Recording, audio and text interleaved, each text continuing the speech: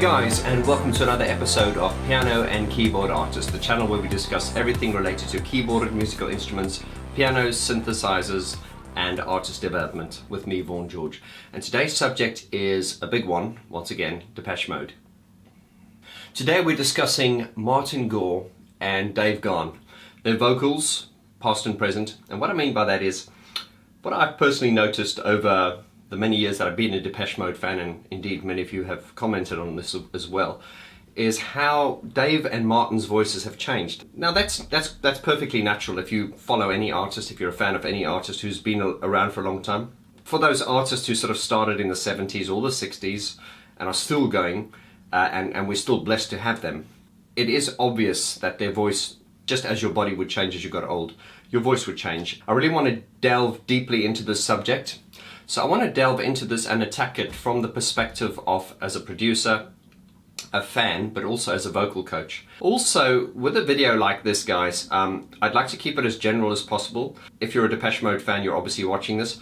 Certain terminologies that I may use, singers will understand, and if you're not a singer, you probably won't understand it. But it is always my goal to sort of explain things in a way that are straightforward and easy to understand. You guys know well that I'm not musically trained, I'm not classically trained, I've taught myself. So when I explain things, it's done from a very sort of personal and practical perspective from the way I taught myself. And some people have actually said that sometimes makes my explaining easier for other people to understand, because I don't tend to explain in a very technical kind of way, because my brain just works in a very layman's kind of way. So guys, with that out the way, let's delve into the subject. It's Martin Gore and Dave Gahan, vocals past and present.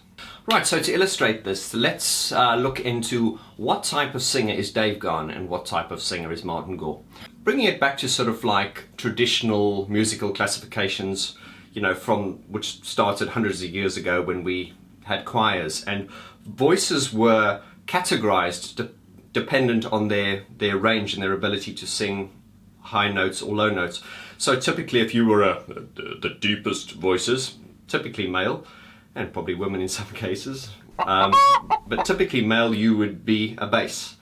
And then men who could sing slightly higher, but not as high as the highest male voices, would be classified as baritones. And most male voices fall within this baritone category. Within the baritone category, you get low baritones and high baritones. And then, of course, the highest male voices were classified as tenors. And then you got altos, which are typically female voices, mezzo-sopranos, and then sopranos, which are like the high-pitched voices. And these are the sort of 6 general classifications, but understand that there are sort of sub-classifications of this as well. I don't want to sort of get too technical, because as I say, I'm not too technical on this myself. And modern vocal coaching hasn't debunked a lot of these things. It recognizes these classifications, but a lot of these classifications were quite limiting, because I have, through personal experience, I've seen a student, through proper coaching, this guy believed he was a bass, and he didn't think he could ever hit high notes, and through proper breathing technique and learning how to abduct his vocal cords and several exercises, he was able to reach a top C, and he can actually sing like Axl Rose. He can hit those notes. So usually these classifications were based on your chest voice and your speaking voice. So the traditional way of classifying you was how high can you sing within your chest voice. And I don't want to get too deeply in this, guys, because this is another subject. The modern way of a lot of vocal coaches now is we don't necessarily classify your voice by how high you can sing, but almost by how low you can sing. And there are different schools of thoughts to this, and I don't want to open a completely different subject here. So in my opinion, Dave would be a baritone. And Martin, although I initially thought Martin might be a tenor, Martin, I believe, in a classical classification would be classified as a high baritone. And that makes sense, because if you listen to a lot of Martin's vocals, he can sing quite low, actually. I'm thinking of Take the Sweetest Perfection. When he goes, the sweetest perfection to call my own, the slightest correction couldn't finally home. But then, of course, on that demonstration, he would sing an octave higher on top of that in a thinner, sort of a lighter, more head voice. So it would be sweet as perfection to call my own. The slightest correction couldn't find the home. That is a typical Martin Gore technique where he sings really low, but then he also sings an octave higher. An octave meaning, 12 notes higher. So the low one being the sweetest perfection, and then the highest one, the sweetest perfection, and then putting those two together. And then his sort of lead vocal is kind of like it's a chest voice. It's almost like his speaking voice. It's what they would call in old school classifications as your real voice, your natural voice, not your head voice. Okay, now Dave's voice is very. We're not going to compare the two because, as I said, if you watch one of my previous videos where I talk about apples and bananas, you can't compare them because they're completely different. I think for this video, it is necessary to sort of illustrate how different their voices are, but then also at the same time illustrate how well they work together. Even within the laws of harmony, if you were singing a melody and someone was to sing a third above you, or a fifth, or a seventh, or whatever, and they were singing, and you were both singing perfectly in tune. Technically speaking, you should harmonize. It would be harmonically pleasing. However, some voices just sound better together. Something that just jumps to the top of my head now is like Simon and Garfunkel. I always felt that Dave Gahan and Martin Gore's voices, the way the frequencies and the tones and the harmonics of their voices, how those voices blended together was very, very pleasing. And you combine that with the great productions and the great songs, and you're onto a winning formula. So Martin's voice to me has a lot more color. Sometimes it's difficult when you're explaining emotional terms because sometimes we don't have the vocabulary to explain what we're trying to say. But when I talk about colors, he has many different sort of timbres and sounds to his voice. Think of the song Shouldn't Have Done That from the Broken Frame album, where he does that plans made in the nursery can change the course of history. He's got so many layers. So that's the melody, but then below that he goes plans made in the nursery. It's kind of like droning and deep. And then he's got the plans made in the nursery. Off the top of my head, I don't know if it's like 4-part harmony or sometimes 5-part, but it is very, very, very pleasing. And so yes, Gore's voice is very dynamic. His voice is used a lot, even in not only as a vocal instrument, but also if you listen to Depeche Mode songs, a lot of Gore's vocals will be sampled into a sampler and then played back at different pitches. And he just has a really, really beautiful voice. As far as male voices goes, it's really like angelic. So you've got this angelic, sweet, agile, it's very agile and woo. He can do a lot of that, all those nuances and frills.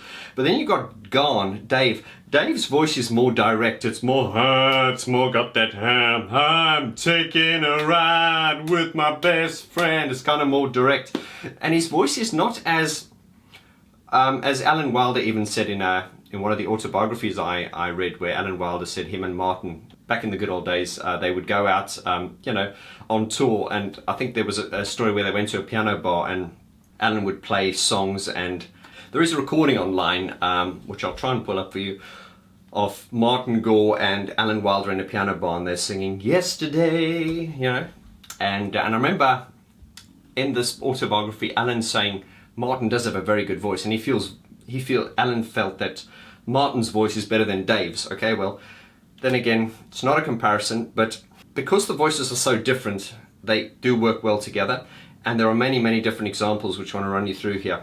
So when you've got Dave's direct sort of baritone, then now that I'm taking a ride with my best friend. So let's look at an example being Never Let Me Down Again. When we get to the part where flying high, we're watching the world pass us by. What's interesting is Dave Gahan is just singing the G. He's just staying on that note. So he's going, we're flying high, we're watching the world pass us by. He does bend it a bit, but he's fundamentally doing this. We're flying high, we're watching the world pass us by. Never want to come down, never want to put my feet back down on the ground. He's kind of doing that. And then Martin is actually doing the much more melodic part. So he's going, we're flying high, we're watching the world pass us by.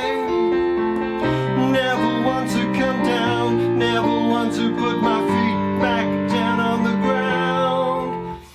And he's using a real sort of like a head voice. And guys, if you're not a singer, head voice and chest voice, just very quickly, your chest voice would be the voice that I'm speaking to you in at the moment. It's kind of like low, it's my natural voice. Head voice is a higher, like if you were to go, woo, you know, that sound in the head. So a head voice in layman's terms means you get more resonance from the head, and a chest voice is more resonance from the chest. So Martin does sing in chest voice, in his sort of natural voice, when he does songs like, most of his solo stuff, like I want somebody to share the rest of my life, share my innermost thoughts. Actually, with that's a little bit higher than a chest voice. You get chest voice and then you get head voice. But then there are different colors and variations in between. So to me, that's more like that's somewhere in between. And if you're a fellow music teacher or a singer, I'd love you to jump in on the subject. So that's more of a combination of what you'd call a mixed voice, which is a little bit chest and a little bit head with a little bit of head resonance. But probably and another one would be fragile. Like a baby in your arms. Head voice and resonance. Be gentle with me. So what gives Depeche Mode its iconically distinctive sound, besides the production and the songwriting, is Dave and Martin's voices, and the way the voices blend together. As I say, they are harmonically pleasing, and they sound brilliant together. I'm going to run you through a few practical examples just to sort of show you. Let's take, for instance, Behind the Wheel. That's a classic example of Dave just singing really low, very direct. My little girl, drive anywhere, do what you want. Not much reverb, just direct. I don't care tonight.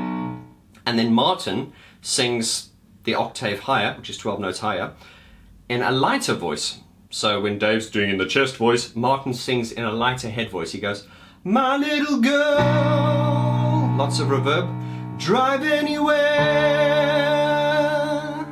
do what you want,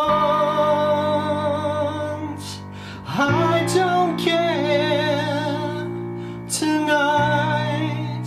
That to me is iconic Depeche Mode. It's that, my little girl, it's really direct, and Martin going, my little girl, in a light head voice with a lot of reverb, vibrato. Martin does use a lot of vibrato, and that's one of his styles.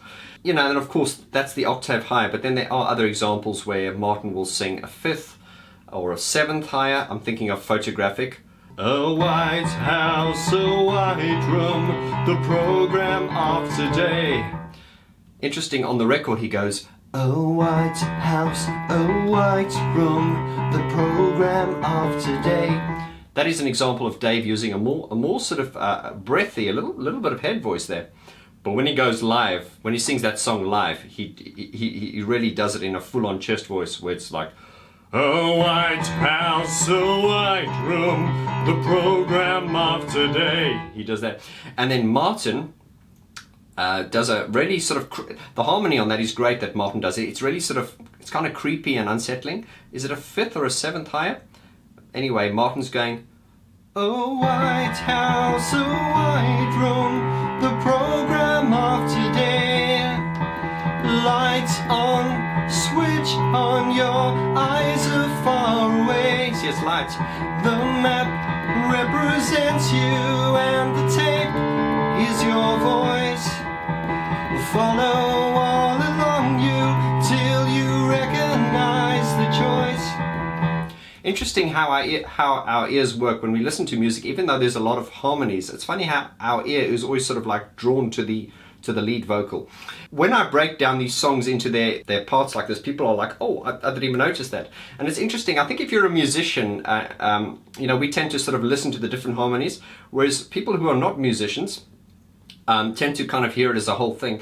And just for the record, that is actually the way music is meant to be heard. It's meant to be heard as a whole. You're not meant to sort of analyze it and pick it apart. Of course, if you're a producer, you do. There's a part of me that wishes I could hear music as I did before I became a musician and a producer, because now I hear it, I listen to it in a much more critical way, and I think that does take a lot of the enjoyment away sometimes. Another example where Dave would be singing direct baritone with Martin singing an octave higher would be in World in My Eyes. When it gets to the... Dave goes, that's all there is, nothing more than you can feel now, that's all there is. So Martin's singing the octave higher on this, once again in that light, airy head voice.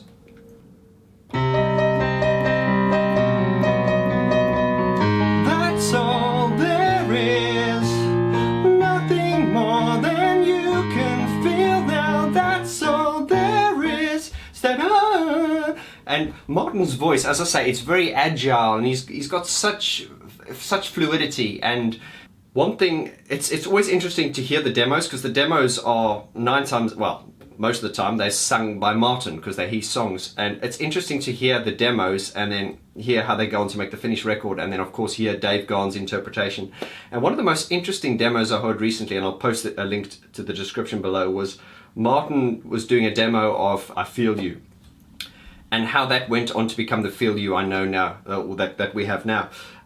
It's interesting because Martin's is really, I feel you, your sun it shines. It's very light. I feel you within my mind. It's very light. Martin doesn't strain. He doesn't. But if you listen to the I Feel You on the records, I feel you. He's really going for it. And yeah, Dave really developed incredible vocal power and character round about the Songs of Faith and Devotion period.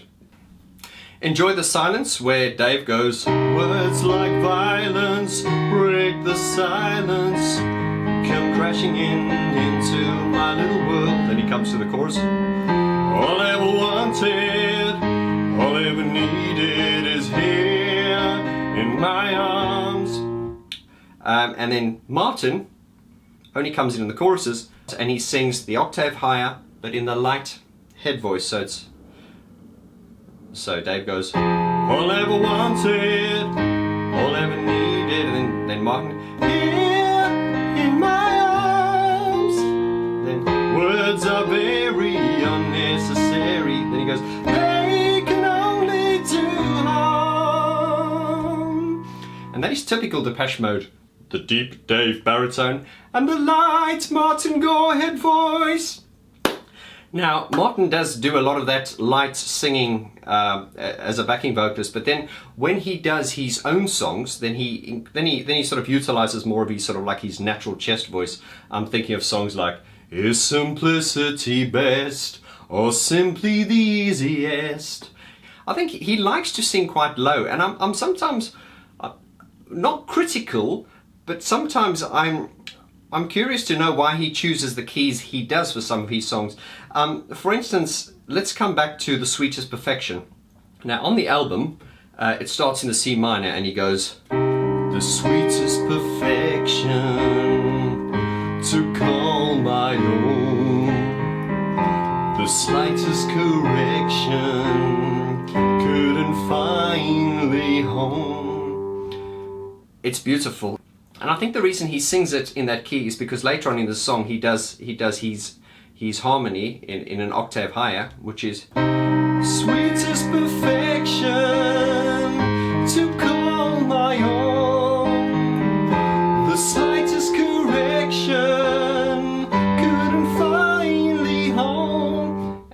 blended together with his low baritone. Oh, what a song.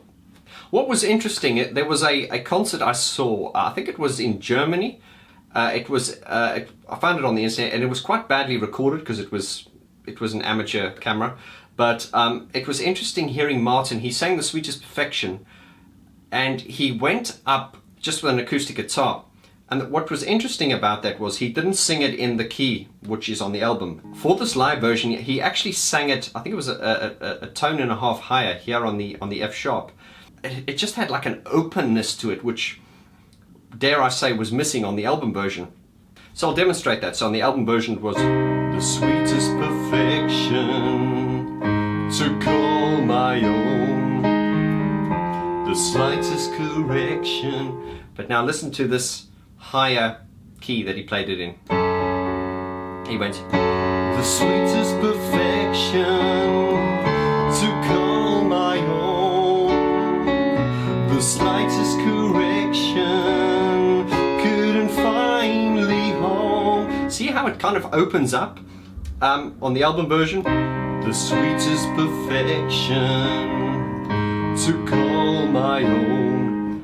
But in that higher key, the sweetest perfection to call my own, the slightest correction couldn't finally home. It really soars, and when it gets to the I stop and I stare too much, afraid that I care too much, and I hardly dare to touch, the fear that the spell may be broken.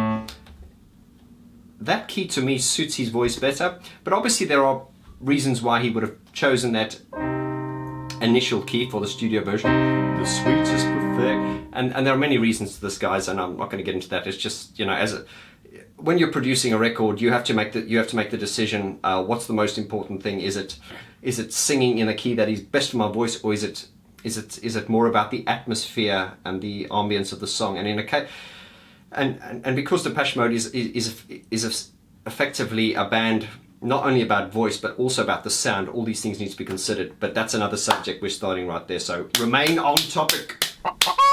Okay, so that's Martin, and one of the, you know, my favorite Martin Gore song of all times is the Fragile, like a baby in your arms. That to me is the perfect key for his voice. For instance, oh God, it's raining, but I'm not complaining. It's filling me up with new life. I mean, every voice has its optimum key, and Martin can actually sing quite pretty low and quite high as well.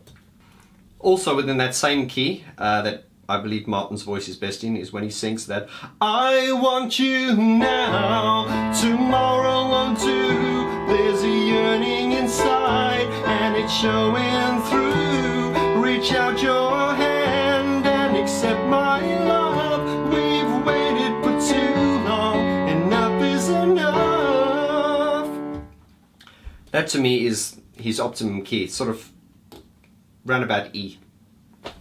Another observation I've noticed about Martin is a lot of the songs he sings today, they don't seem as effortless as what they were. A lot of that could also be down to the fact that Martin is a very different type of performer. If you look at him singing on Music for the Masses when he was doing that, he stands there with his hand on his hip and he's got that mafia hat and he's going, I heard it from my friends about the things you said.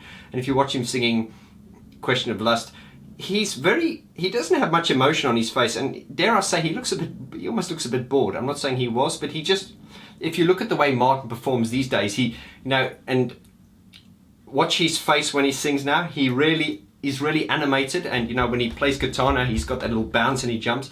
Look at the sort of earlier mode, sort of like up until sort of 101, he's quite sort of static and quite reserved on stage. He doesn't move much.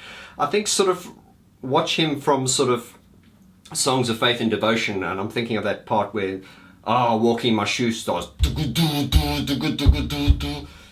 Martin's doing that thing, and he's like, Martin really sort of from the devotional period, and maybe it's all the drugs and stuff, but he really sort of came out of his shell. And if you look at him these days, and he is clean, I think he doesn't even drink anymore, but he is a much more sort of engaging and more animated and a more expressive performer. If you watch him sing now, he's got a lot of, watch his face when he sings now. From my first breath, he does all these facial expressions.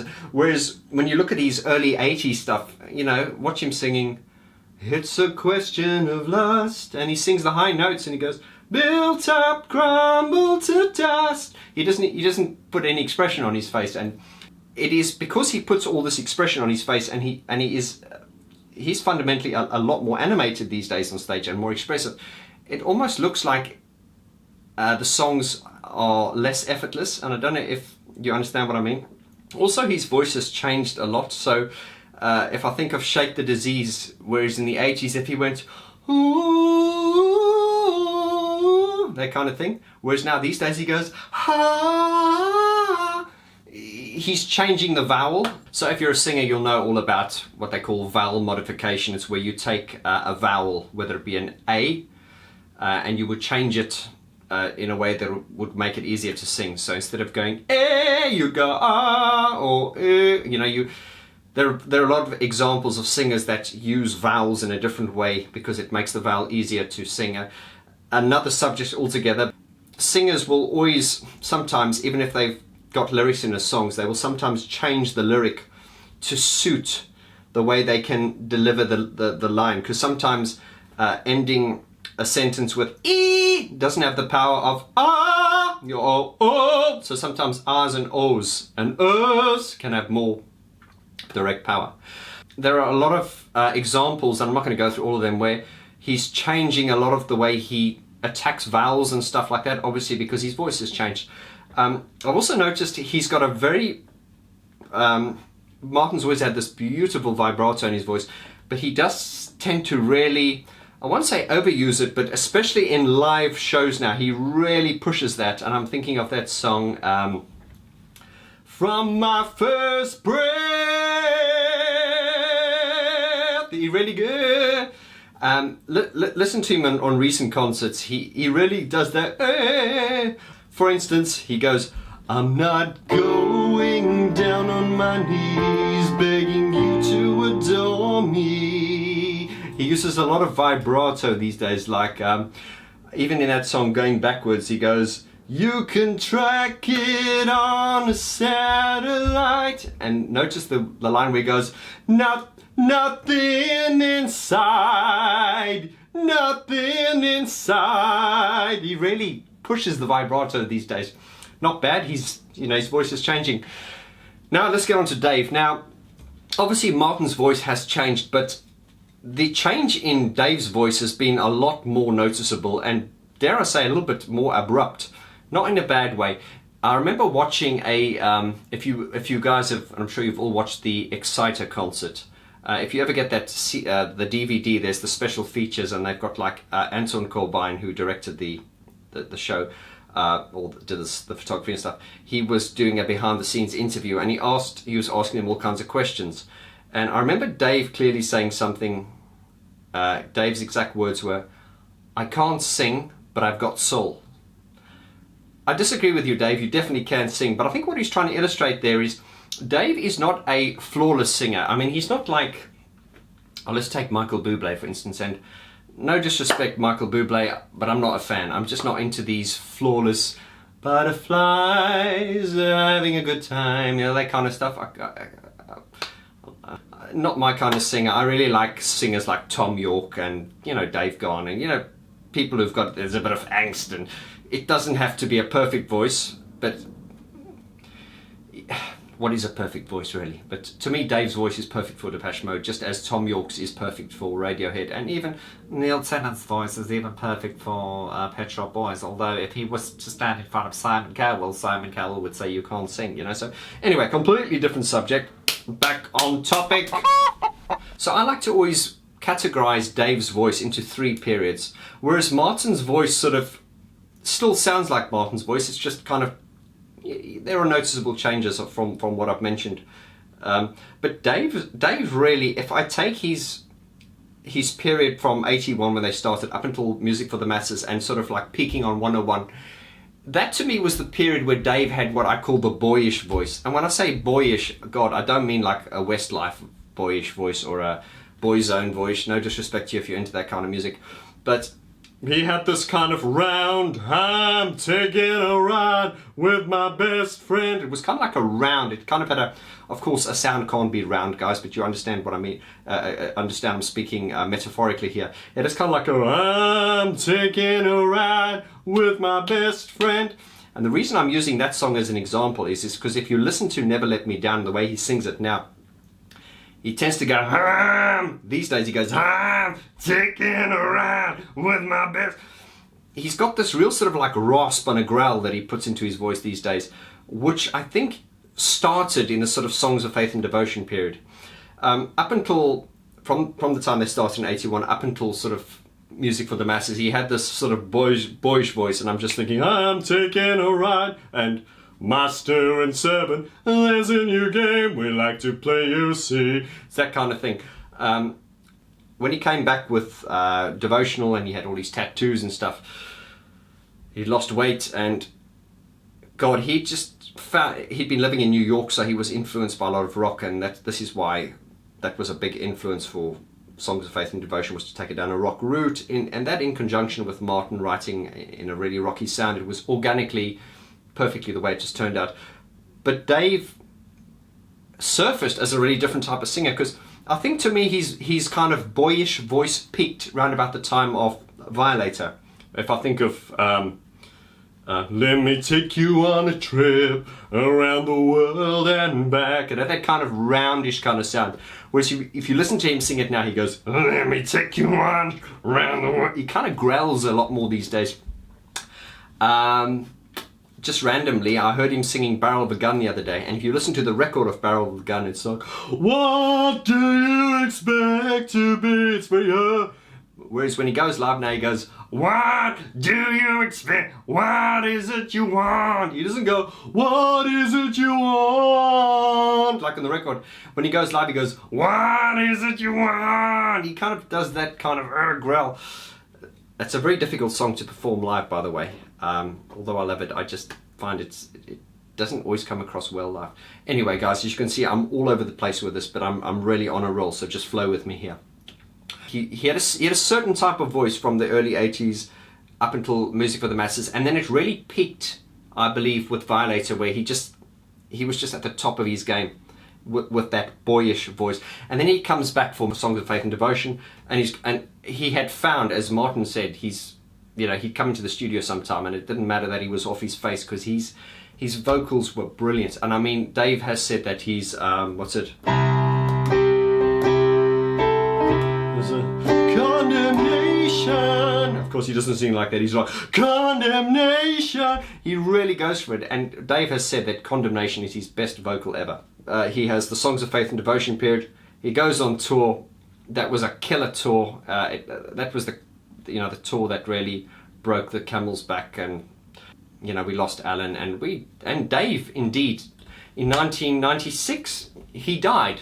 So I like to talk about Dave's voice being before and after death, and then when Dave was resurrected, he came back. His voice was different again. If you listen to him on the Ultra album, I know when he came back into Ultra, and when I heard Barrel of a Gun, I was like, wow, this is incredible. I really love the Ultra album. And the Ultra album proved to everyone, because when we talk about Alan a lot on this channel, the fact that he left, but a lot of people did say, oh God, this is the end of the band. And of course, when Ultra came out, it was like, hell no, they're still pretty much kicking ass. Of course, then after that, they released Exciter, and that's another story. The illustration is, guys, how Dave's voice had changed, and I found sort of round about the Ultra period is for the first time he started working with a vocal coach. Because remember Dave and Martin as well, they're self-trained, self-taught musicians, no formal training, and I think Dave started working with a vocal coach at this point, and it did help. And coming back to present time now, we have Dave Gahan, who has a very different voice. He still sounds like Dave. Some of the noticeable changes are something that I heard different in his voice for the first time was the first time I heard that song. It's only when I lose myself with someone else.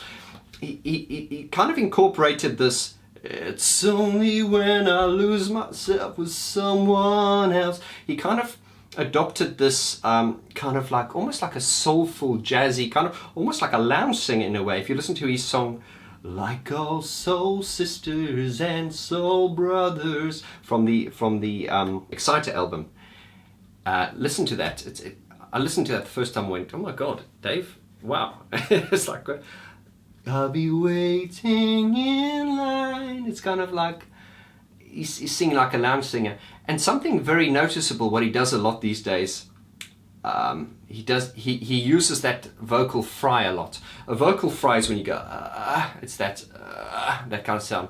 I'm thinking of the song now, which one of you told me to listen to, from one of his solo albums, which is that Saw Something. What a song. When he goes, after the storm, and it reminds you of that Sister of Night, where the hunger descends. He's got a bit of that, he's got a lot of that intensity, and I think Martin and Dave are both more intense singers now, and a lot more sort of bluesy and rock and rolly sounding than they used to. Guys, as you see, I'm completely in the zone here, and a lot of these explanations are quite difficult to verbalize, because they are things I hear and see. So it's just me trying to put words to things that I hear. So there you have two singers of one of the best bands ever, in my opinion. Two very different types of singers, but the way they use their voices together is iconic, and that is probably the sound of Depeche Mode, even probably more than the synthesizers and stuff that they use. So in a nutshell, really, Martin's voice, it seemed to be more effortless back in the day. That's not to say he's a worse singer. He's definitely more experienced now. He just has a lot more intensity, the way he performs, the way his facial expressions, and he uses a lot more vibrato. From my first breath, he really is. We can track it on a satellite. He uses a lot of vibrato. Dave, these days, as I say, listen particularly to songs like Never Let Me Down Again, where he'd go, we're flying high. But whereas these days he goes, we're flying high. He kind of, songs like, let me take you on a trip around the world and back. Whereas these days it's more, let me take you on a trip. He does got more like a growl and more like, but I still love you, Dave. This is not a criticism. I'm not saying he's gotten worse. I'm just saying his voice has changed. It's different, and we still love Depeche Mode, and that is why we talk about them so exclusively on this channel. Guys, was this a long video? Did I go on a tangent there? You know something? I don't mind. I've been doing this. This is about the 16th video, and based on your feedback and your comments, I think there's a tremendous hunger for Depeche Mode, and there's even a desire for the tangents I go on. Some of you can't get enough. It's like this, any detail that anyone can speak about Depeche Mode, a lot of you want to hear. So guys, I hope you enjoyed this video. I hope you got value from it. I'm probably gonna, when I get to edit it, go, oh my God, but I want to keep it as honest, as I said, like you're sitting in the room with me now.